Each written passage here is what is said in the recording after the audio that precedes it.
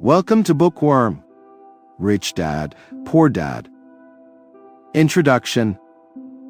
What's in it for me? Get yourself a real financial education. What did your parents teach you about life, money, and finding a career?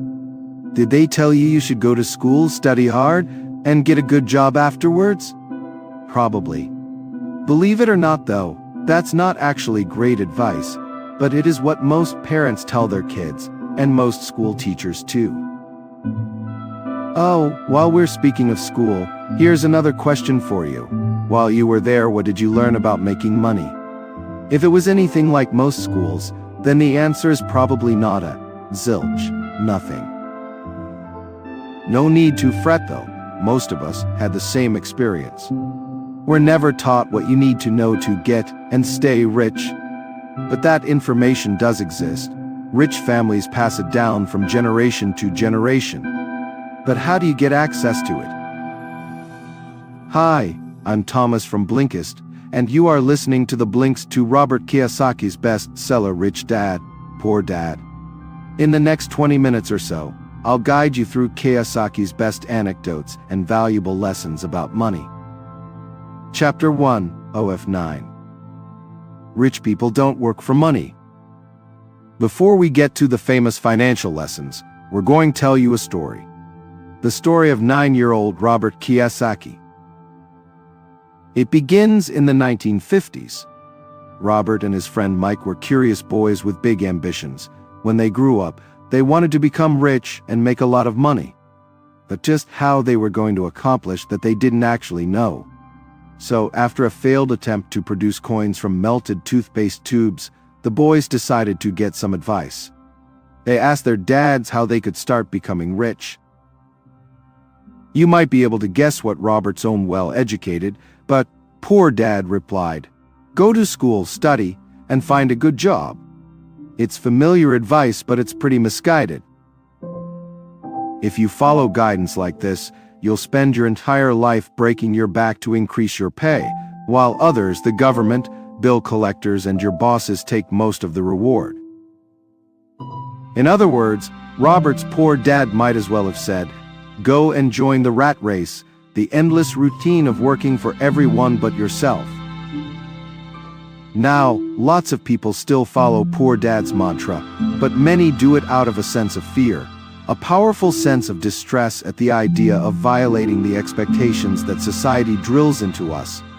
A good job is what leads to wealth, we're told. So we study hard as kids and work even harder as adults. The result? We may be avoiding poverty, but we're certainly not growing any wealthier. But there are some people who don't teach that mantra to their kids, people who know how money is created, increased, and maintained. Rich people, in other words, people like Mike's father, the rich dad who became a financial mentor to both boys. So, what did Mike's dad suggest? At first, nothing.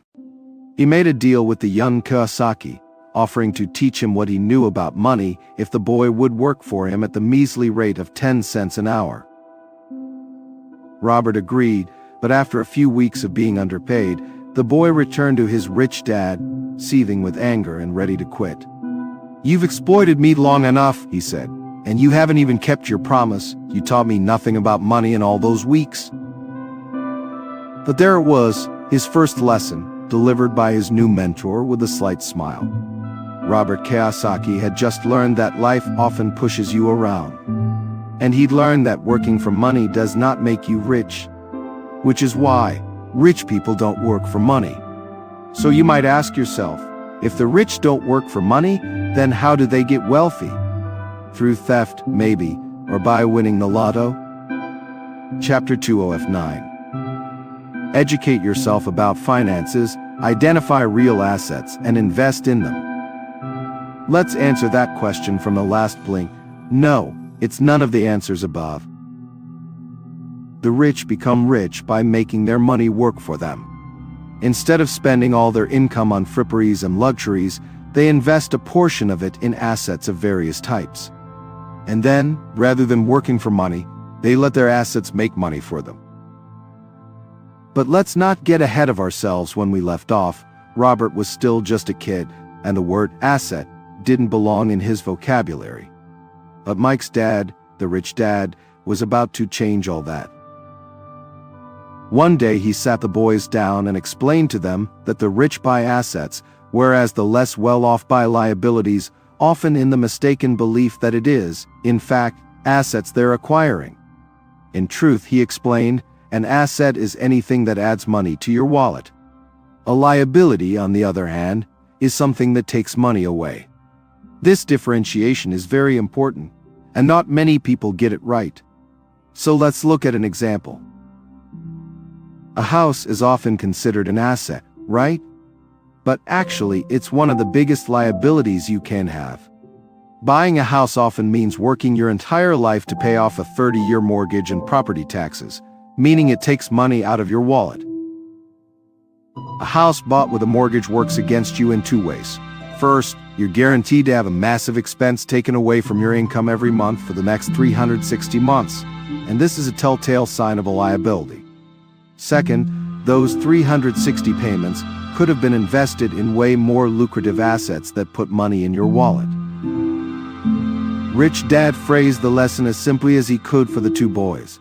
If you want to be rich, all you have to do is identify true assets and buy them. Spend your life buying liabilities, though, and you'll never make it.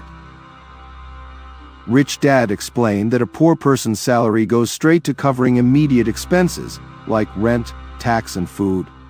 A middle-class person's salary needs to cover similar expenses too, as well as liabilities like a mortgage, school loans, credit cards, and other forms of debt. But rich people, instead of needing a salary, their assets bring in enough money to provide for them, and often leave them with enough to invest again, like stocks, bonds, or real estate you rent to tenants. The result of that reinvestment is that their income goes up once more, meaning that the rich keep getting richer. This is so important, I'm going to say it one more time. If you can keep your liabilities and expenses low, you'll be able to invest what's left over in assets and have your money work for you. Do that, and before long you'll find yourself amassing a small fortune. Chapter 309. Mind your own business. Make money for yourself, not your employer. At this stage, you might feel like objecting. Sure, it's easy to criticize secure, rat race jobs while telling people to acquire assets, but how can you afford to buy those assets if you don't have a job in the first place? Is the money meant to fall from the sky? Nope. No one's telling you to quit your day job, not yet, at least. What Kiyosaki does stress, though, in his third lesson, is the importance of minding your own business. Now, that doesn't mean keeping your nose out of other people's lives, not in this context. It simply means tending to your own finances and making money also for yourself, not only your employer. In other words, minding your own business means making money through your portfolio of assets rather than through promotions, bonuses, and raises. When it comes to personal finances, though, there's a difference between your profession and your business. Your profession is whatever you do 40 hours a week to pay the bills, buy groceries, and cover other living costs. Usually, it gives you a specific title, such as restaurant owner or sales manager. Your business, on the other hand, is what you invest time and money in to help grow your assets. So, how does this tie in with Robert's journey toward financial success? Well, when he was young, his poor dad advised him to focus on finding a secure and well-paying job. His rich dad, on the other hand, told him to start buying assets. Guess whose advice he took? That's right, rich dads. Robert opened his first business at age 9, where he paid his friend's sister to rent out comic books to the kids in the neighborhood. Others did the work, he just collected the money. When he was older, he worked a day job too. In fact, he put in long hours as an employee of large companies like Xerox and Standard Oil of California, but all the while, he was keeping his expenses and liabilities low, investing what remained of his salary, and collecting a healthy portfolio of income-producing assets. That's how Kiyosaki learned to mind his own business. Sure, He had a job too, but what ultimately made him rich was the growth of his assets. The time he spent working for companies and investing his earnings taught him to think of his assets as his own employees. Every single dollar he put into assets was working for him, making him money even while he slept. Sounds pretty sweet, right? Well, if you want to get rich, adopt the same attitude. Odds are that your salary won't make you really wealthy, even with promotions and bonuses thrown in. What your salary can do is help you buy the assets that will enrich you. The lesson? Learn to distinguish between your profession and your business, because only one will make you rich. You know which one. Chapter 4, OF9. By understanding the tax code and the legal system, the rich stay one step ahead of the systems designed to rein them in. When Robert was back in school, one of his favorite stories was the tale of Robin Hood and his band of merry men, the pack of traveling vagabonds who stole from the rich to give to the poor. It was a thrilling story, he thought, but his rich dad disagreed. To him, Robin Hood seemed like a crook. You see, Rich Dad blamed the Robin Hood fantasy for inspiring the tax system he despised. Just as Robin Hood took money from the rich and gave it to the poor, so too did the government try to take from the rich to give to the needy. But, as Rich Dad explained, they didn't actually succeed. The way Rich Dad saw it, it was the middle class that ended up shouldering the burden of taxation, not the rich. The rich were far too clever and well equipped for that, and deflected tax with sophisticated tools. One of the tools that the rich use to shelter themselves from tax is the corporation. A corporation is allowed to spend pre-tax dollars after all, and is only taxed on what remains after expenses. Individuals, on the other hand, are taxed first, and only then are they allowed to spend the remainder. It's an important distinction. Imagine if you were only taxed on the part of your salary you didn't spend. By shielding their assets using corporations, the rich can avoid paying tax like the middle classes and the poor do. But that's not the only benefit a corporation offers the rich. When you form a corporation, it limits the amount of money that you can lose if your enterprise goes under. Think of it this way: if you, as an individual, default on a loan, you need to sell your possessions, declare bankruptcy, and do whatever else the law of the land requires. But if a corporation fails and can't repay its creditors, well, the owners lose their investment, but that's it. No one comes and takes their personal belongings. No one reclaims their houses. Corporations allow the rich to reap huge financial rewards without facing comparable risks. So what's the lesson here? It's this: by understanding the tax code and the legal system, the rich stay one step ahead of the systems designed to rein them in. Chapter 5, OF9. Most of us aren't given a financial education. Okay, let's go back to Robert Kiyosaki's story. When Robert and Mike were still young, Rich Dad took them under his wing and gave them total access to his private business dealings. They sat in on his meetings with bankers, attorneys, and accountants, and discovered what being a successful business owner involves. As a result, the boys learned a lot, and they learned it quickly, but before long, they began to encounter problems. You see, the skills the pair were learning from Rich Dad made it pretty hard for them to take school very seriously. Over and over again, they were told that study and hard work lead naturally to success and wealth. The idea that financial literacy might also be important didn't seem to occur to anyone besides Rich Dad. Children aren't taught about subjects like saving or investing, and as a consequence are clueless about topics like compound interest. Clear proof of this is the fact that today, even high schoolers often max out their credit cards. This lack of training in financial intelligence is a problem not only for today's youth, but also for highly educated adults, many of whom make poor decisions with their money. Think about it. Most people completely lack a retirement plan. In the United States, 50% of the workforce are without pensions. And of the rest, nearly 75 to 80% have ineffective pensions. Well, clearly, society has left us poorly equipped in terms of financial knowledge. But getting financially literate is one of Kiyosaki's key lessons. So what do? Educate yourself and start establishing a financial strategy. Chapter 6 OF9. Get yourself a financial education by following 3 steps: assess your current situation, set financial goals, and finally build the financial intelligence to reach them. You can start the journey toward personal wealth at any point in your life, but the earlier you get going, the better. Obviously, if you begin at 20, you're far more likely to become rich than if you begin at 30. But regardless of your age, the best way to get started is by following these 3 steps. First, appraise your finances. Second, set yourself some goals. And third, acquire the education necessary to reach them. Let's go through those in some more detail. In the first step, take an honest look at your current financial state. With your current job, what kind of income can you realistically expect now and in the future? And what kind of expenses can you sustainably handle? You may find that the new Mercedes you've been drooling over simply isn't affordable right now. Remember, be honest, and don't consider money you don't have.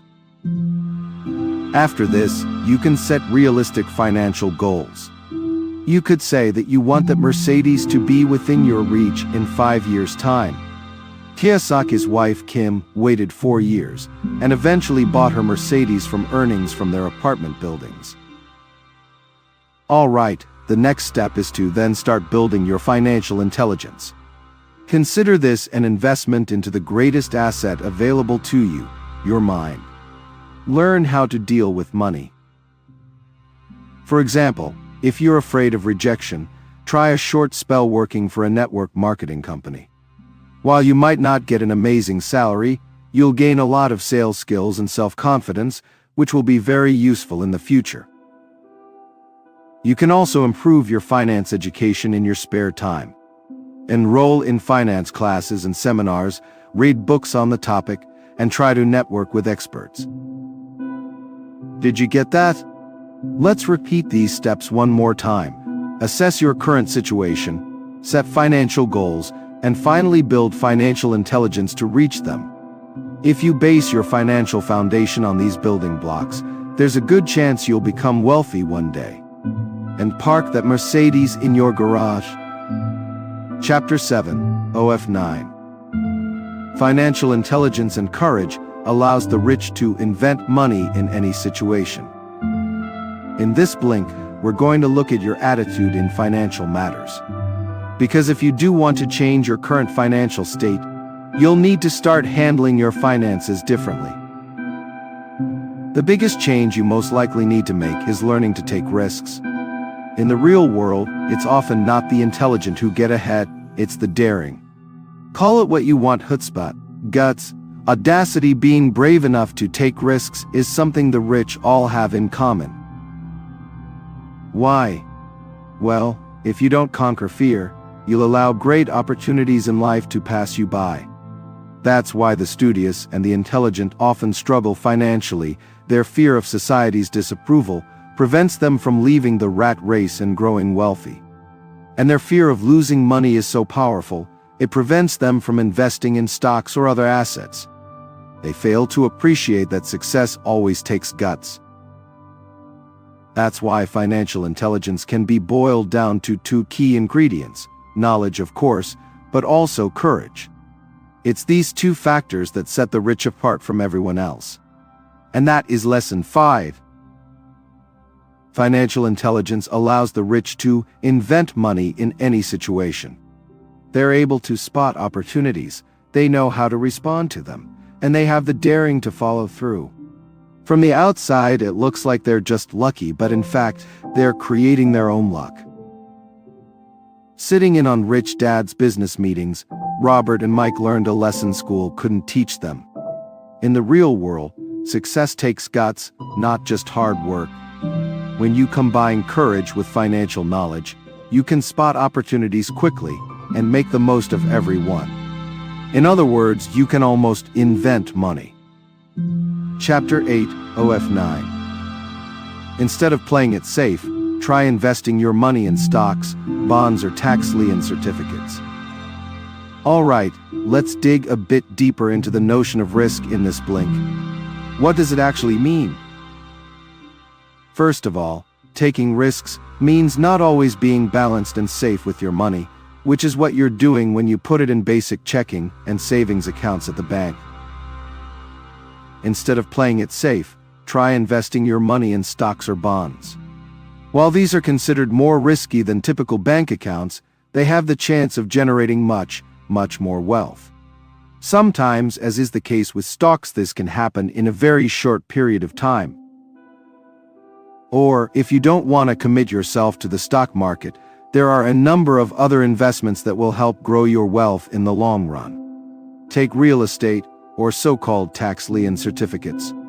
With tax-lien certificates, interest rates range between 8% and 30%, much higher than 0.21%, which was the average savings account interest rate for America in 2013. Of course, the higher the potential for return, the higher the risk. With stocks, for example, there's always the slight chance you could lose your entire investment. But if you don't take the risk in the first place, you're guaranteed not to make any big returns.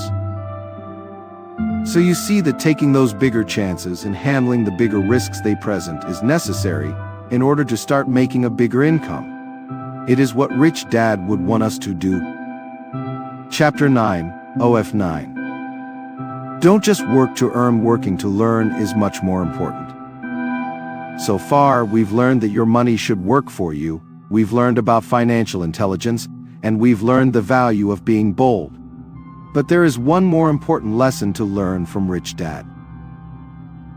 When Robert graduated from college, he landed a steady and well-paying job almost immediately. For most people, it would have been a dream come true, and that's exactly how his educated but poor dad saw it. I mean, we already know it. Poor Dad saw a secure career and persistent work as the only surefire way to grow wealthy. Not Rich Dad, though, and not Robert either. After about 6 months, he quit his job and joined the Marine Corps to learn how to fly.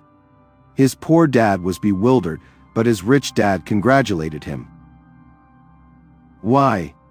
Not because he encouraged recklessness, but because he understood exactly what Robert was doing. He wasn't trying to make a steady salary. He was trying to learn. He was searching for work with something useful to teach him. His rich dad had drilled it into him. Knowing a little about a lot was important for anyone who wanted to make money. That's why Robert was working to learn, not just to earn. After all, making money was what his assets would be for. His poor dad couldn't understand.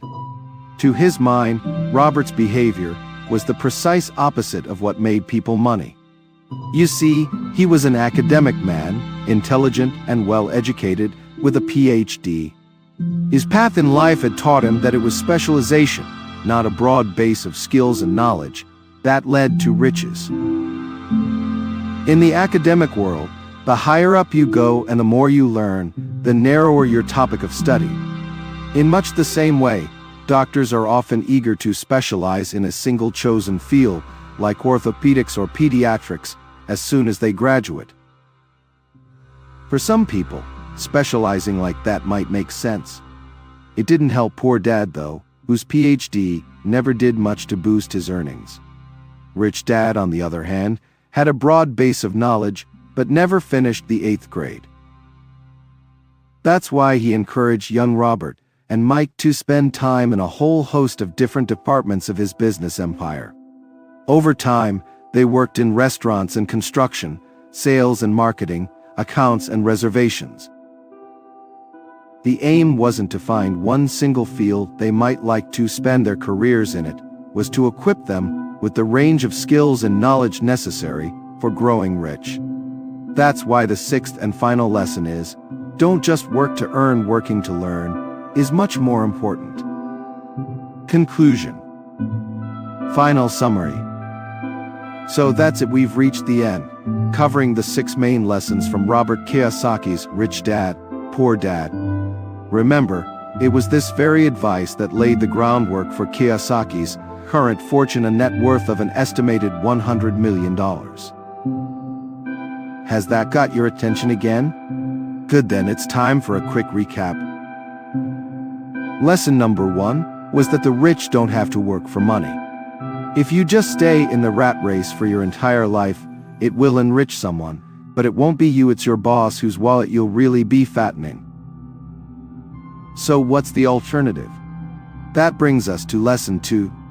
Educate yourself about finances, identify real assets, and invest in them. Do this by following the advice from the 3rd lesson. Keep your day job, minimize your expenses, but also have your business on the side to earn money for you. Rule number 4 was, know the tax system inside out, because that's what rich people do, and they're able to hang on to their money as a result. The 5th rule is that making money takes chutzpah, but if you've got it, you can make the most of life's opportunities and invent money in almost any situation. Last but not least is rule number 6. Work in order to learn, and learn broadly. Leave specialization to PhD students and physicians. All right then, that was everything from me, Thomas. I hope you enjoyed the blinks and got excited to start making money. Oh, and if you'd like to hear another tale about how to be successful, then please head over to 5M Club by Robin Sharma. See you there. Thank you for tuning in. Subscribe for more insightful book summaries and discussions.